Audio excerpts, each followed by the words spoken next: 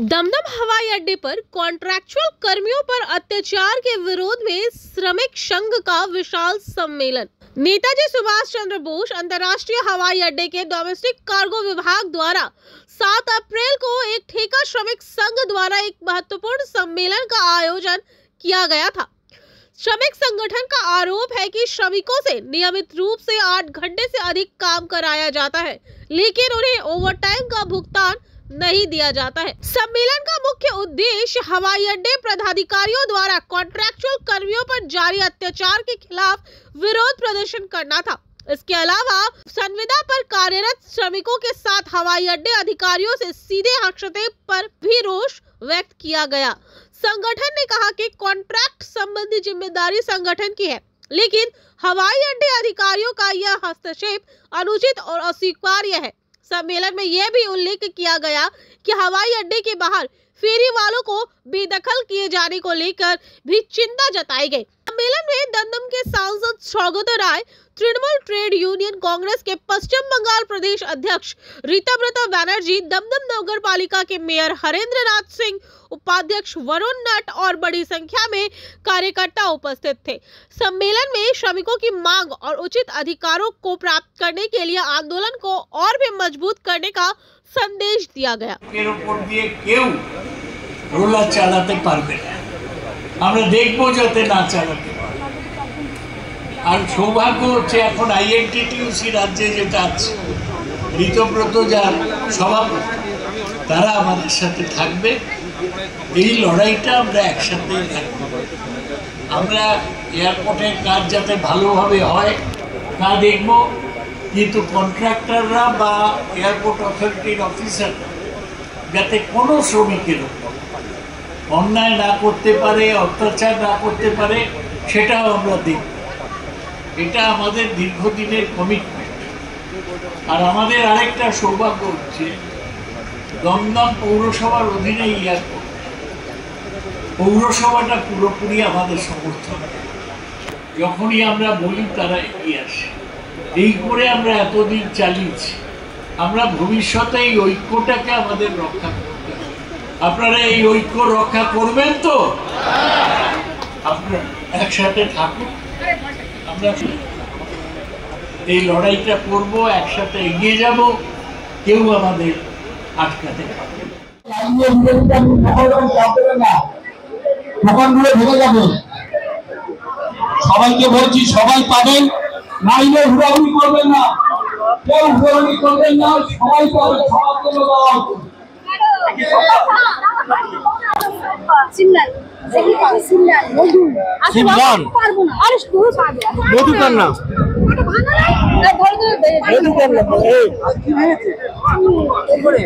Contractual union আইএনটিটিউসির আমরা সম্মেলন করলাম এবং সম্মেলনের সবথেকে গুরুত্বপূর্ণ আঙ্গিক হচ্ছে যে এয়ারপোর্টের মতো জরুরি পরিষেবা সম্পূর্ণ সচল রেখে, আপনারা দেখেছেন যে 1:47 অনেকে উঠে চলে গেছেন, তাদের দুটোই ডিউটি আছে, আবার 2:10 পরবর্তীতে অনেকে এসছেন, ডিউটি করে এসছেন, আর কিছু আমাদের সহকর্মী বন্ধু তারা অফ নিয়েছেন, ছুটি নিয়ে। মানে এটা একটা গুরুত্বপূর্ণ, মানে আমি বলবো একটা দায়িত্বশীল ইউনিয়ন, পরিষেবা সচল রেখে নিজেদের লড়াই, আন্দোলন, দাবি দাওয়া, সেই লড়াই সম্মেলন আমরা, সেই কারণে আমার এটা আজকে সম্মেলনের সবথেকে গুরুত্বপূর্ণ ছিলেন। আমি তো একদম পরিষ্কার বাংলায় বলেছি যা বলার। আমি ঠিক বুঝলাম না আপনি কি বললেন। অধিকারী কি মনে করছেন তা নিয়ে আমার কোনো আগ্রহ নেই, আমার তা নিয়ে উত্তর দেওয়ার কোনো দায়ও নেই, দায়িত্বও নেই। শ্রমিক কোড 29টা শ্রম আইন, দীর্ঘদিন ধরে চলে আসা শ্রম আইন কেন্দ্রীয় সরকার 2020 সালে বাতিল করে দেন। আমাদের প্রাথমিক আপত্তি দুটো মূল জায়গায়, অনেক আপত্তি আছে, কিন্তু মূল কথা হচ্ছে 8 ঘন্টার বদলে 12 ঘন্টা কাজ। আন্তর্জাতিকভাবে স্বীকৃত অধিকার হচ্ছে 8 ঘন্টা কাজের অধিকার, সেটাকে 12 ঘন্টা করতে চাইছে, যে 12 ঘন্টা অব্দি ওভারটাইম লাগবে না, 12 ঘন্টার পর কাজ করলে ওভারটাইম পাওয়া যাবে। আর 300-র বেশি শ্রমিক কর্মচারী নেই, সেখানে সবকিছু মালিক ঠিক করবেন।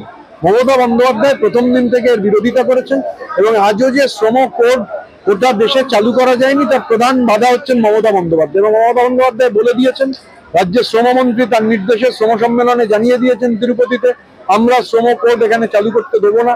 লাস্ট 2024-এ যে ভিসি হয়েছে সব স্টেটকে নিয়ে, তাতেও রাজ্য সরকার জানিয়ে দিয়েছে আমরা শ্রম কোড চালু করবো না। শ্রমিক যতক্ষণ তৃণমূলের সরকার থাকবে, মমতা বন্দ্যোপাধ্যায়ের পরিষ্কার বক্তব্য, 8 ঘন্টা কাজের কষ্টার্জিত যে অধিকার সেটা কেউ কেড়ে নিতে পারবে না।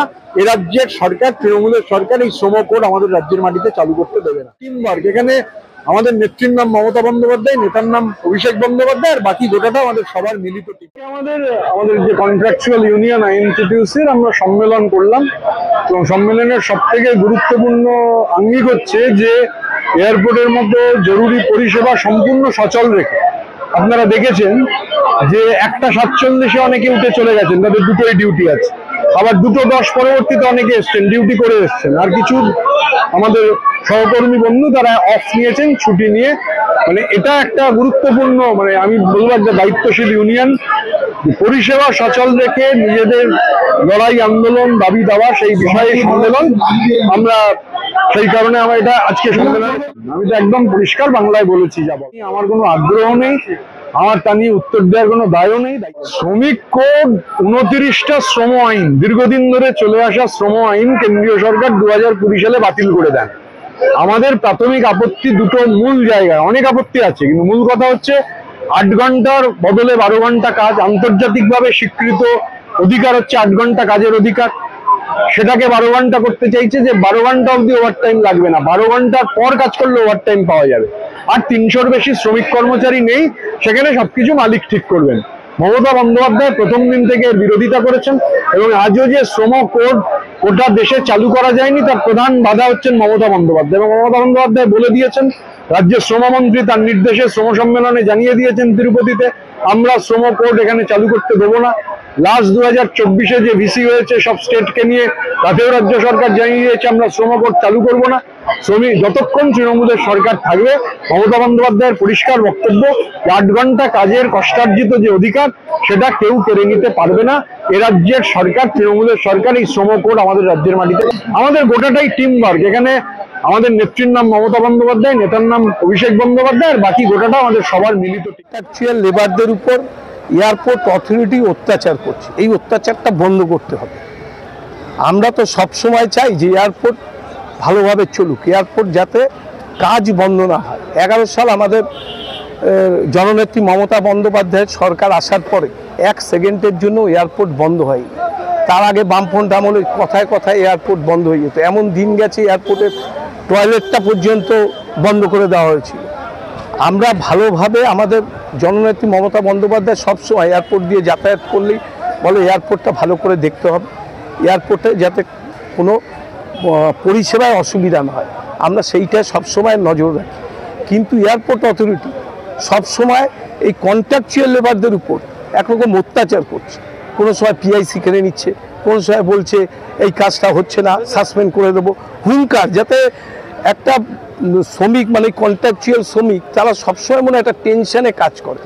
এই যে আজকে সম্মেলনে অনেকে এসছে, যারা এসছে সবাই এসছে, তারা কিন্তু ডিউটি অফ করে কেউ আসেনি, সবাই ডিউটি করে যাও, 1টা অবধি ডিউটি করে কেউ এসছে, কেউ 2টোর ডিউটি এখান থেকে মিটিং করে 2টোর মধ্যে আবার ঢুকে গেছে।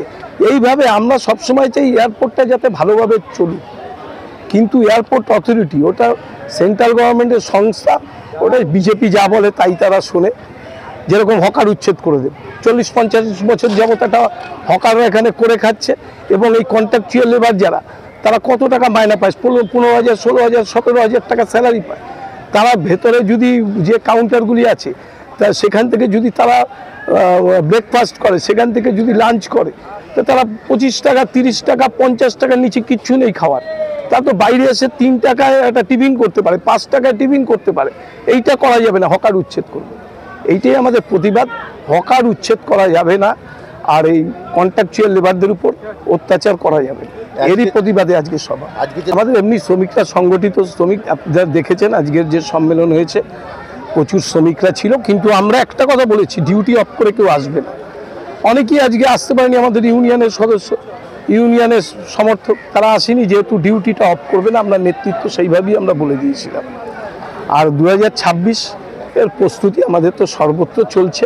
আমাদের কর্মসূচি, এয়ারপোর্ট অথরিটি যদি এইভাবে অত্যাচার করে, তাহলে আমরা আগামী দিন আমরা নেতৃত্বের সঙ্গে আলোচনা করে, দরকার পড়লে আমাদের জননেত্রী মাননীয় মুখ্যমন্ত্রী মমতা বন্দ্যোপাধ্যায়ের সঙ্গে আলোচনা করে, আমাদের নেতা, যুবনেতা অভিষেক বন্দ্যোপাধ্যায়ের সঙ্গে আলোচনা করে আগামী কি করা হবে সেটা দেখব, যাতে এয়ারপোর্ট বন্ধ করে কিছু আমরা করতে চাই না, করব না।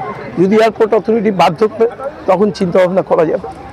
সিবিআই এয়ারপোর্ট কন্ট্রাক্টার্স কন্ট্রাকচুয়াল ইউনিয়নের সম্মেলন, সেই যারা কন্ট্রাকচুয়ালে যারা আমাদের এই নেতাজি সুভাষচন্দ্র ইন্টারন্যাশনাল এয়ারপোর্টে যারা ইউনিয়ন করেন, তাদের এটা কনফারেন্স, তাদের বিভিন্ন রকমের দাবি দাওয়া থাকে। সেই ব্যাপারে আমরা আজকে এখানে একটা কনফারেন্সের মারফত তাদের কাছ থেকে জানানো হলো কি সেই তোমাদের যা যা আন্দোলন যা যা দাবি দাওয়া হবে সেটা নিয়ে আমরা ম্যানেজমেন্টের সাথে কথা বলবো, এবং দাবি দাওয়াগুলো যেটা আইনগত সেটা সঠিক হবে সেটা আদায় করার চেষ্টা করব। তার জন্যই এটা কনফারেন্স, এবং তাদেরকে উপদেশ দেওয়া হয়েছে কি যেহেতু আমাদের মাননীয় মুখ্যমন্ত্রী সবসময় বলেন যেন এয়ারপোর্টে একটা আমাদের এখানে বিভিন্ন দেশ প্রদেশ থেকে লোক আসেন, তাই এখানে কোনো রকম যেন কারো অসুবিধা না হয় সেইটা যেন আমাদের কর্মচারীরা মেনে চলে না। আমরা আমাদের কর্মচারীরা খুব ডিসিপ্লিন ওয়েতে এটাকে মেনে চলেন, এবং আজকেও এই কনফারেন্স থাকা সত্ত্বেও তারা কিন্তু সেইভাবে ডিউটি করে এসছেন। যার যখন ডিউটি কিন্তু চলে গেছে, যাদের ছুটি এসছে তারা আবার চলে এসছে, এইভাবেই কিন্তু আমাদের এটা চলে।